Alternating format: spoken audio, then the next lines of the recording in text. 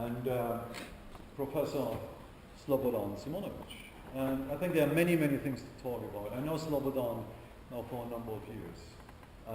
He is a professor in Western Ontario in Canada, the Department of Civil and Environmental Engineering. He's the director of the engineering studies in the ICLR. He's in a science chair for our risk center. He's an incredible amount of papers, books, peer-reviewed papers he has done in his life. He has a number of life awards, and he told me probably one of the most important things for him was a graduate student association, an award for excellence in teaching. So besides being a fantastic scientist, he seems to be, and I know he is because I've seen him with students, is also an excellent teacher and lecturer in universities. And with that, I would like to give over to Slobodan. Slobodan, welcome here, and looking forward to your presentation. Thank you very much. This is going to be too much.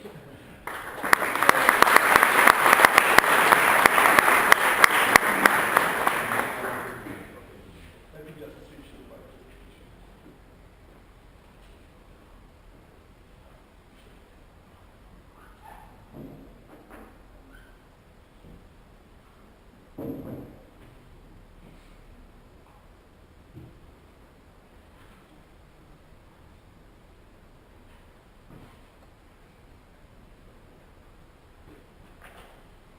I'm very happy and honored to be here today and share with you a little bit of our research experience, and thanks to Gero, basically bring to you the results of the research that came from this interaction between the industry and academia, at least the kind of initial type of research.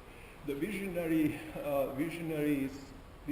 ideas of Gero that materialized in this Virtual Risk Analysis Institute, I think are extremely importantly demonstrating the ability and the benefits from direct interaction between the practice in industry and academia, keeping us kind of grounded and also finding the place for the research that we are doing and trying to make some progress in implementing practically. My association with insurance comes from the research chair position that I carry at University of Western Ontario with the Institute for Catastrophic Loss Reduction.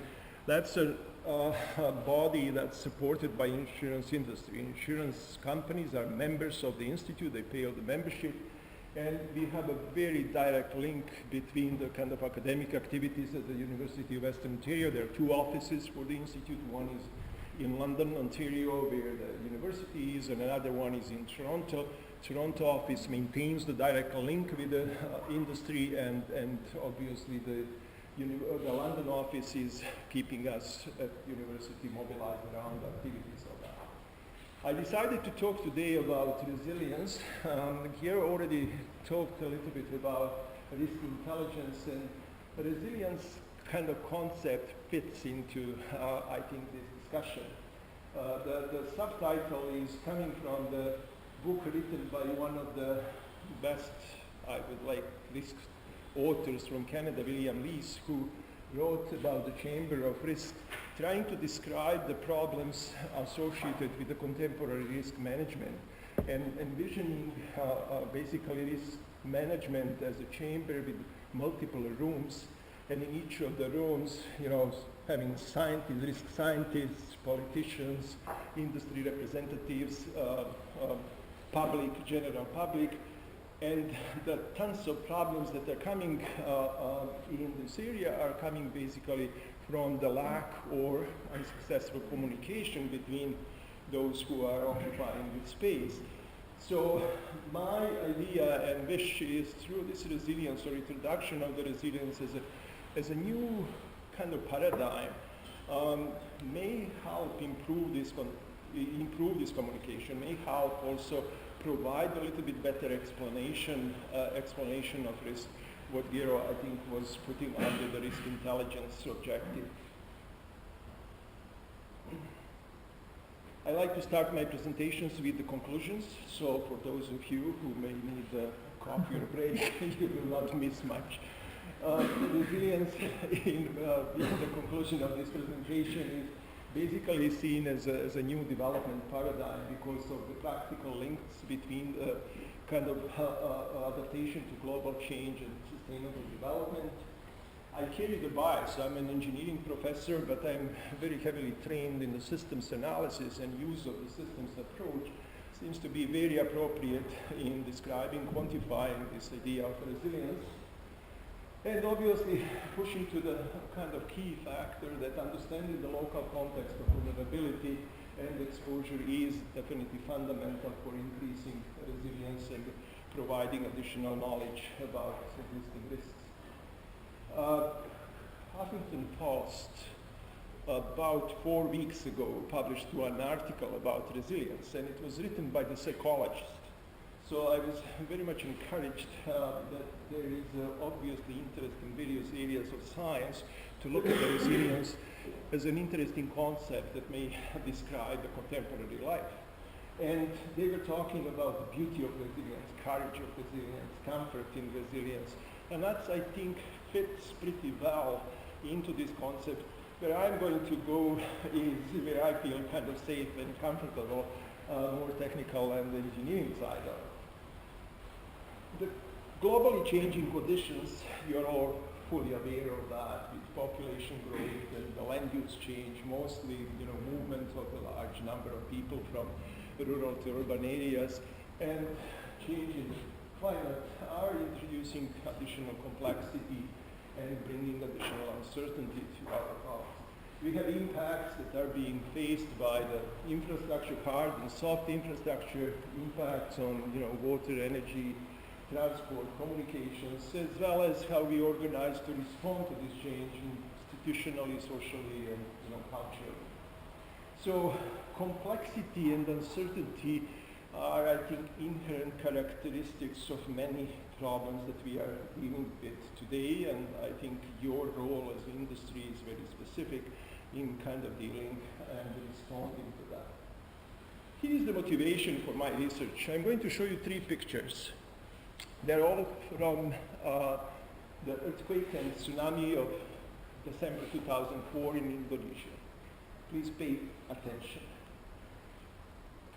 This is the first picture, shows the footprints of a very nice and big resort, the road that took, connected to the resort, and you see how the landscape looked after the tsunami. Second one is relatively close to the same area, the picture of basically a place where the number of homes, where you only can see the footprints of the homes, the road that was connecting, and the landscape around. And third one, very similar, much more comprehensive set of structures, buildings, and obviously concrete and steel giving up to the natural forces of tsunami. Did you notice what is common for these 3 pictures? Anyway. There's trees standing in all. Palm trees standing very proudly and nicely in the same environment after that tremendous earthquake.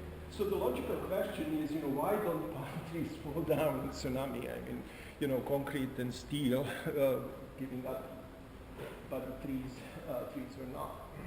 They are amazingly well adapted to this type of environments. I am not an expert in this field, but I did read, what's the difference between the palm trees and other trees. And there is a huge difference. Oak tree, pine tree grows in a kind of circular or cylindrical annual cylinders, which are kind of building the size of the tree and very well carry the load, but have very, very low level of flexibility. Palm trees are not growing that way. They remind, the inside of the palm tree reminds us on a cable, telephone cable with the multiple wires inside. And this is how the tree goes, allowing lots of flexibility so the tree can kind of swing almost 40, 50 degrees and then come back and doesn't break. Also, if you look at the canopy, palm trees do not have branches. You know, the classical trees would have very large branches. And that they create like an umbrella over the tree that provides the load and resistance to wind, to water, you know, in the case of tsunami, and that basically destroys them. Palm trees have this kind of leaves which are nothing else or remind us more or less to kind of, you know, dusters, where you have a single rib and a small and large number of these kind of coming out.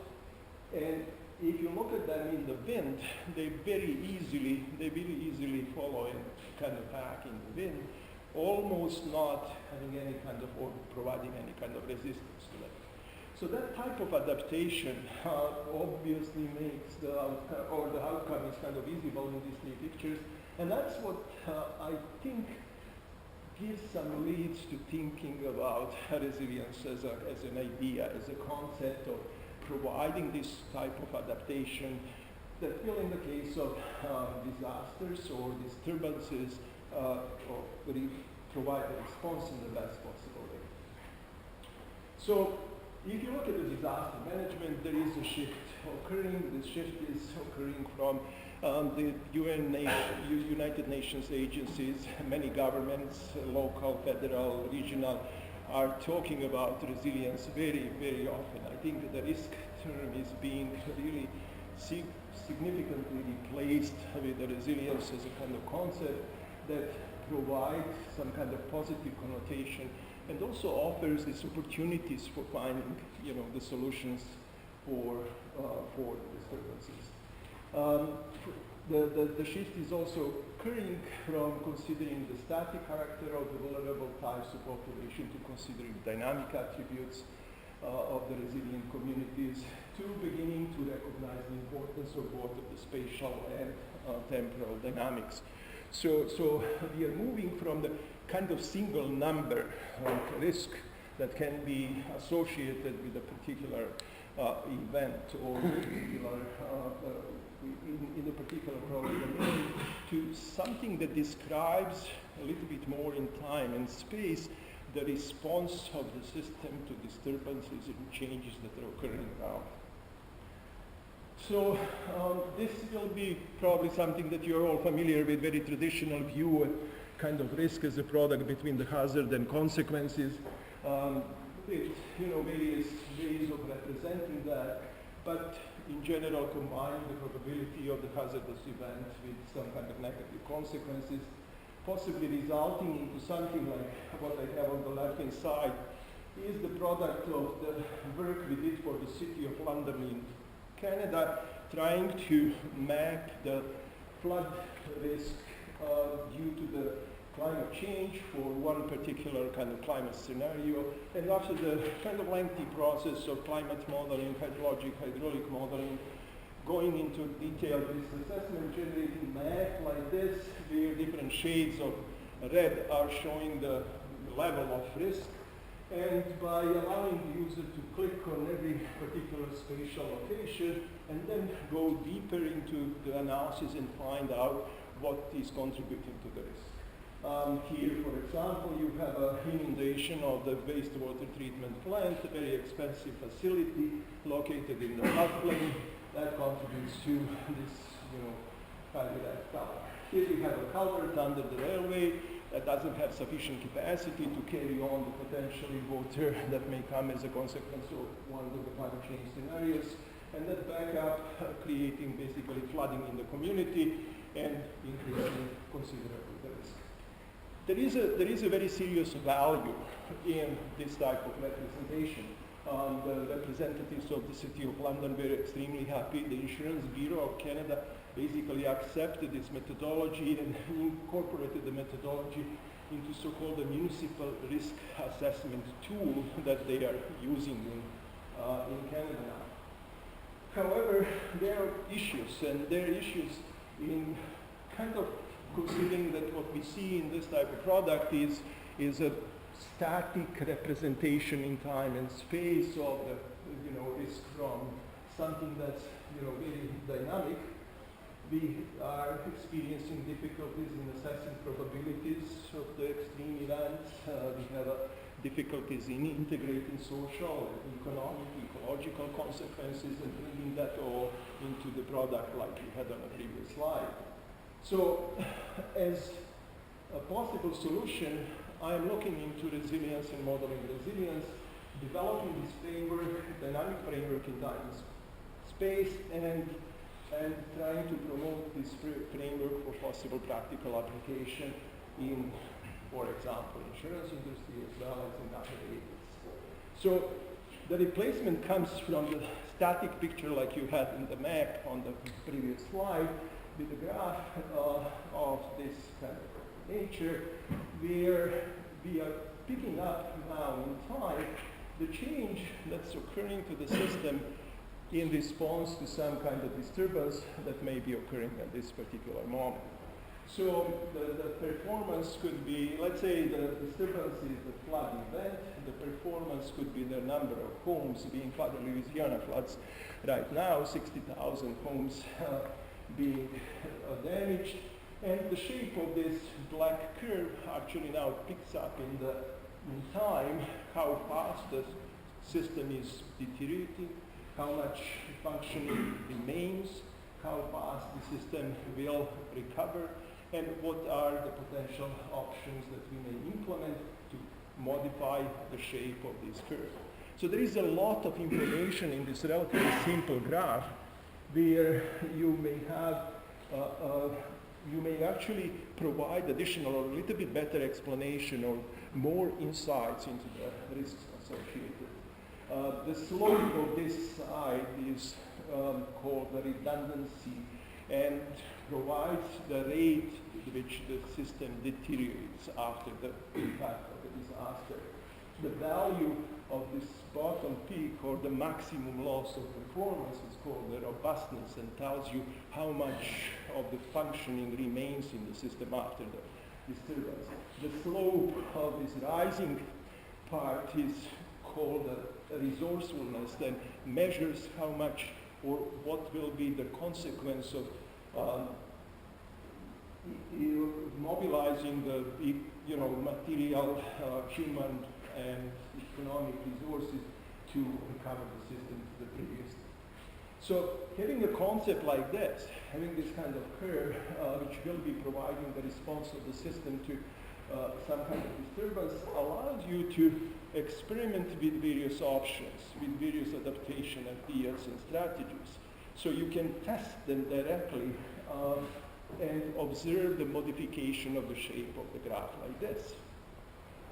I am at the end of the presentation going to show you one example, very simple example in the domain of flood management where this kind of concept is already being implemented. So focus on resilience is providing the positive kind of approach, positive view, because it considers the opportunities that arise in the wake of the disaster or disturbance in the system, and provides also opportunity to kind of grow, improve the situation, and reduce the future potential impact. So if you look at this particular graph back, you will realize that after the implementation of various measures, can provide various changes to this original graph. We may bring the performance of the system to the same state as at the beginning or before the disturbance, or you may realize that the system will never recover to the full or previous level of performance, or we may actually push the system to perform better than it was performing before, making it more or better prepared for the future disturbances. So that leads me to kind of providing you with the basic definitions of the resilience and a little bit on the way how we quantify that so that we can implement in different areas of disaster management. The original definitions are coming from ecology. The work of Buzz Holling in 2000s are kind of for the first time using the term resilience as the ability of systems to withstand stresses of environmental loading. And then you have tons of different hazard-based definitions, and if you look at them, they're more or less talking about shape of that graph. They're basically talking about disturbance that affects the system performance, the change of the system performance, and the recovery of the system. And that's all embedded in words in these different definitions. After reading this Hartford post, I realized the psychologists are also thinking and providing different definitions. And considering that we are meeting in the brewery, I was brave enough to include this definition that I found in the newspapers, that resilience is being defined as making, chicken salad out of the chicken shit. So there are different ways, but I think the message is very much the same. This is the comprehensive definition that we derived for the research being conducted at Western, and mostly implementing this in various areas of flood and climate change based model.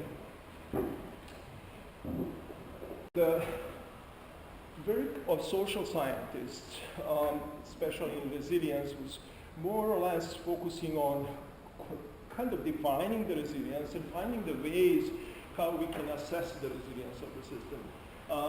Very limited amount of work was invested to find out ways how we can quantify this measure, and by quantifying this measure, provide and use the measure in managing disasters, planning or preparing for the future, or dealing with the emergencies. Now, with kind of my background surfacing, I found that the kind of looking at resilience through this kind of systems view, we can probably reach the quantitative, or we can reach the definition that quantitatively can actually describe what we've seen in the graph.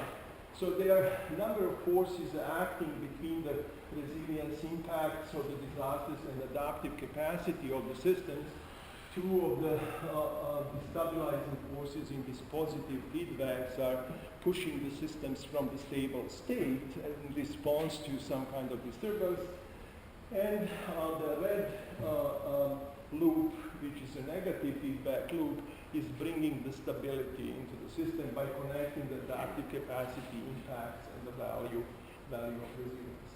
So this was the kind of theoretical background for implementation of a little bit of mathematics to quantify the resilience measure. We implemented this to capture the temporal dynamics through so-called the simulation approach, which describes the system and then simulates the performance of the system over time. And because many of the problems that I'm dealing with in managing water resources, floods, and so on, are spatial, we integrated this temporal simulation with the software that deals with the spatial processing, and generated now the tool or the measure that can kind of quantify the value of resilience in time and space. One of the examples, this is the project that we have for four very large cities in the world, mostly coastal cities, where we are looking into impacts of climate change due to the sea level rise and flooding the major rivers flowing through these four cities, Vancouver in Canada, Manila in Philippines, Bangkok in Thailand, and Lagos in Nigeria. There we basically implemented this concept of resilience, picked up the physical impacts of inundation, looked into economic consequences, health and social, and then put everything together into a resilience measure that was basically mapped in time and space. If I succeed, this is a very simple, small example of Vancouver. You will see how this works. So on the upper part, you have a resilience curve slowly appearing, and the bottom is showing now the dynamic map of resilience in space, and this is an example where the flood is coming from the Fraser River, inundating portions of the city and preventing access to health services and facilities like hospitals located here. Different shades or different colors are showing the, resilience. So obviously the closer to the river, the lower resilience, and further from the river, higher resilience. So having a tool like this, you can now implement different ideas. You can consider building a dike, or you can consider planning such a way to ensure that people will have during the disaster and after access to these facilities, through alternative routes and so on. And that can be all measured using the resilience and change in resilience in the internet alternatives. So that brings me to the kind of end of the overview on this resilience idea and the quantitative measure. What I wanted to do is to actually demonstrate live. Unfortunately, the connections and other technical obstacles are preventing us from doing this.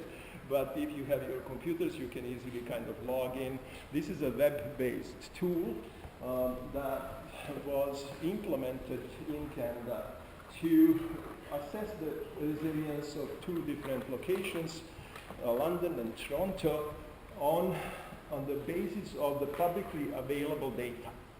So what we have access to the web-based tool that will calculate the resilience and the response to kind of flooding that may occur in these two large cities.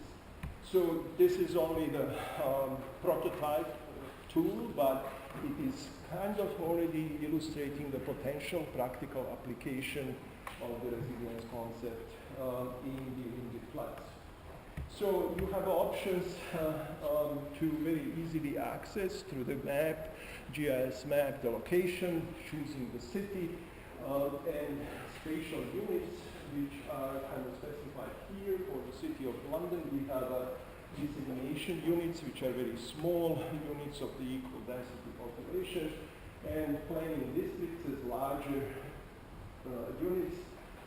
You have a choice of the inundation. This part of the physical kind of modeling that is the traditional hydrologic hydraulic analysis is only providing the input into a tool like this.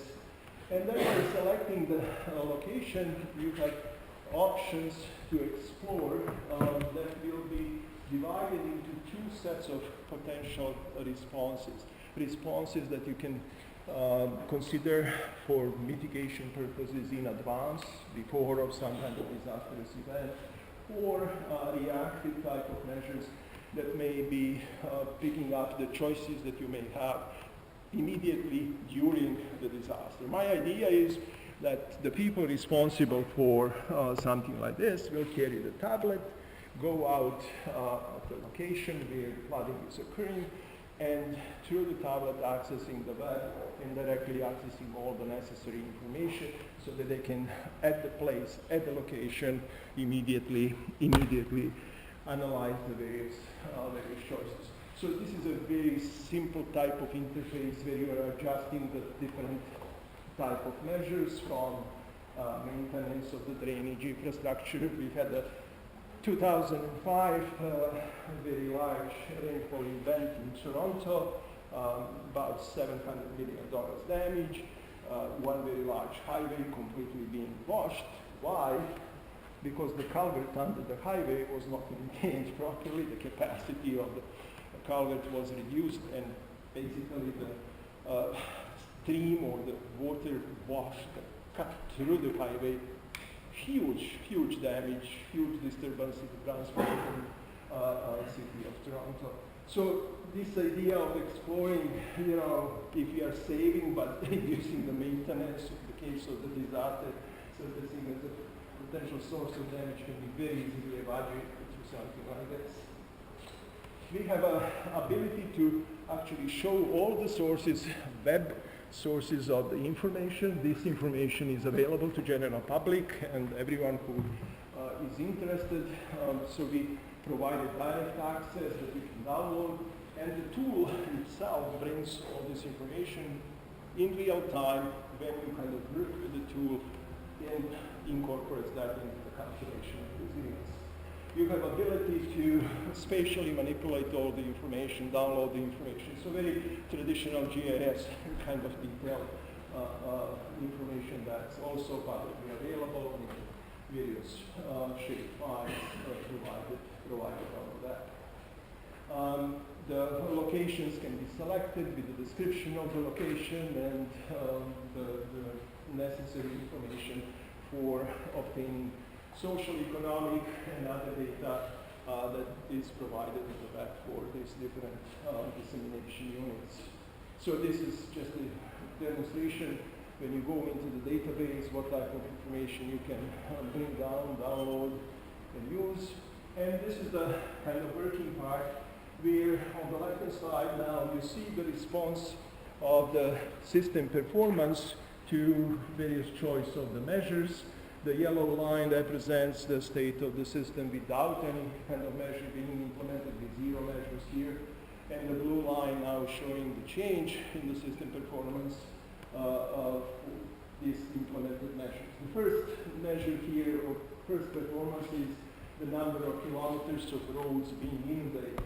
The second one, there are 4 graphs under each other, and the second one is showing the number of people being affected. And the third one is showing the other critical infrastructure, number of pieces of critical infrastructure being affected, and the final one contains number of dollars of damage from that particular event.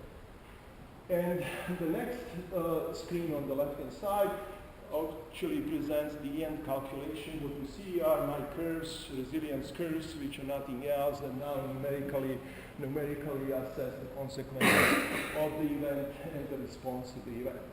So this works very fast. If you try that, you will see you immediately get the response. And as a potential user, you can now very easily experiment with a set of options that you have in both reactive and proactive, and observe the change that will occur in the resilience graph. So the idea is that in the case of the emergency management, you can immediately kind of react, respond, decide to provide some temporary diking or mobilize equipment to deal with a particular location, or move the people from the particular area, or in a kind of longer term planning type of purposes, look at what are the potential options that will affect or improve the resilience in that region in advance. So you see, I think this is one step forward from quantifying the idea of resilience to practically implementing this idea in, in this case, in flood risk kind of management. These are these additional graphs that I was mentioning, and that brings me back to my conclusions that resilience is being seen as a new development paradigm.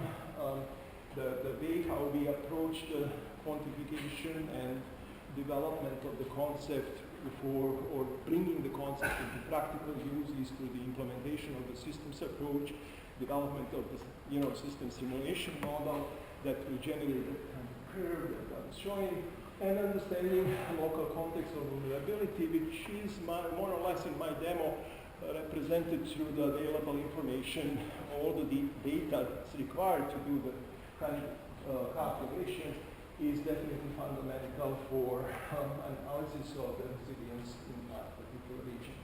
So if you look at the kind of more humane side of that concept, I was talking mostly about numerical, technical, and other sides. There is some kind of positive connotation when we talk about resilience. There is ability to find and explore the opportunities. So there is some kind of beauty, courage, and comfort in that. With this, I would like to thank you very much for the opportunity to share with you this work, and I'll be extremely happy to answer any questions if you may have.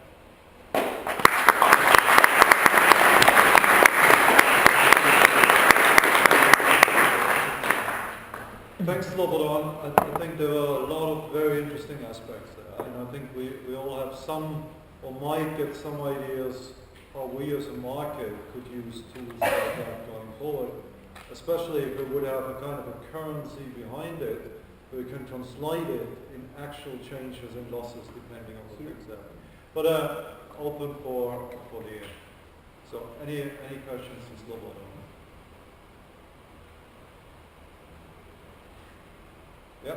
If you look at the major cities that you've studied, the infrastructure in that city will have changed quite dramatically over the last 20 years with new building codes, new drainage, etc. Are you satisfied with the data you're using is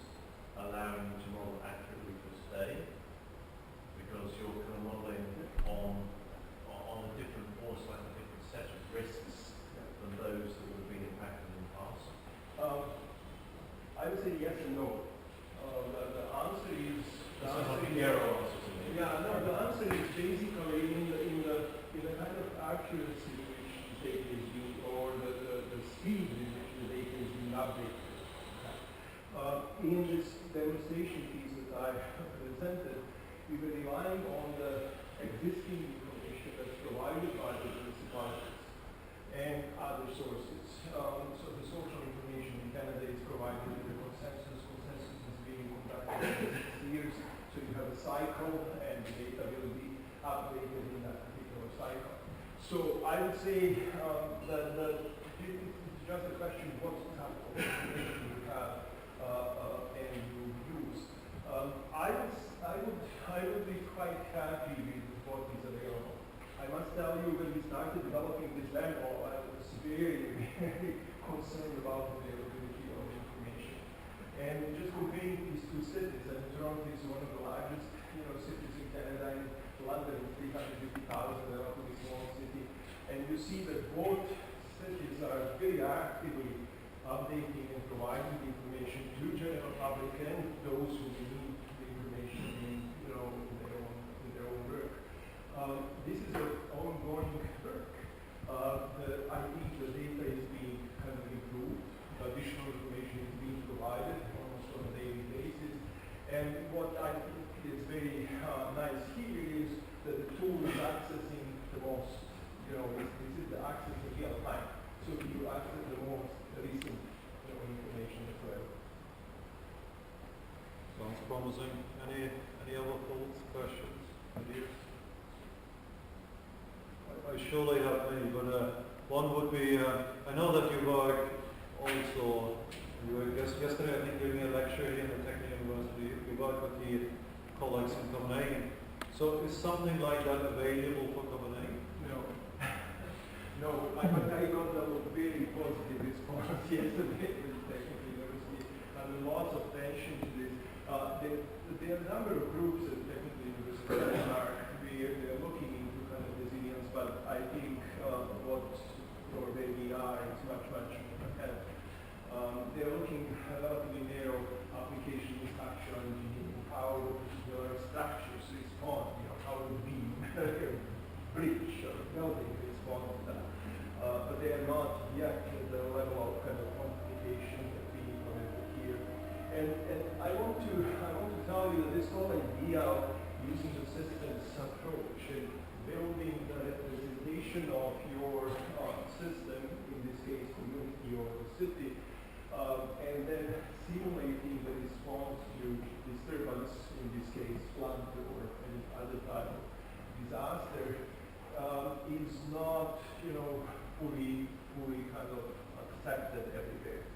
I think the work at University of Western Ontario, ICLR, the last 20 years of what I've been doing is very much kind of ahead of all the current work in this particular area. But what would it really take to take your system and apply data from Copenhagen into that? I don't think it will be actually very hard. the system is reading available information. Will be to basically assess all the information. You notice that we have a 4 different type of performances that we are, one related to physical, another to social, economic. So seeing, for example, what type of social data, what type of economic data will be available in this particular community, and then you can almost directly apply this. One quick other thing, you said using it in real time, so after an event. Can you help us a bit on that? What could you actually do after an event? There are a number of things. I mentioned the 2005, for example, storm in Toronto. That was a very interesting event. Very small storm, spatially, hit the city and generated huge damage. So it's interesting that actually 4 years later, similar event occurred with the damage being doubled. So the 2005 damage was $650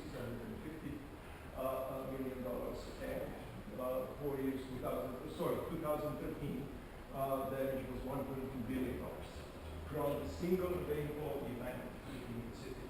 So what you can do is basically being at the location and seeing what is happening. We had issues with the highway, so So what you can do, you can prevent use of that section of the highway almost immediately. Or you have different drainage type of option that may be explored immediately during the event in order to kind of prevent or minimize the potential damage to different locations and so on. So there are tons of kind of emergency management type of measures that can be explored. We have 7 or 8 different measures. What you can do with the kind of people being, lots of issues. For example, with these 2 storms were related that basically the local train ended up in that water, stuck in the water. You can, if you have ability to see what is coming and spot the access, the VRA management, and stop the trains from going or close the part of the highway, move some people from one place to another, bring some equipment, pumps and things like that. You can almost immediately react and definitely reduce the potential damage.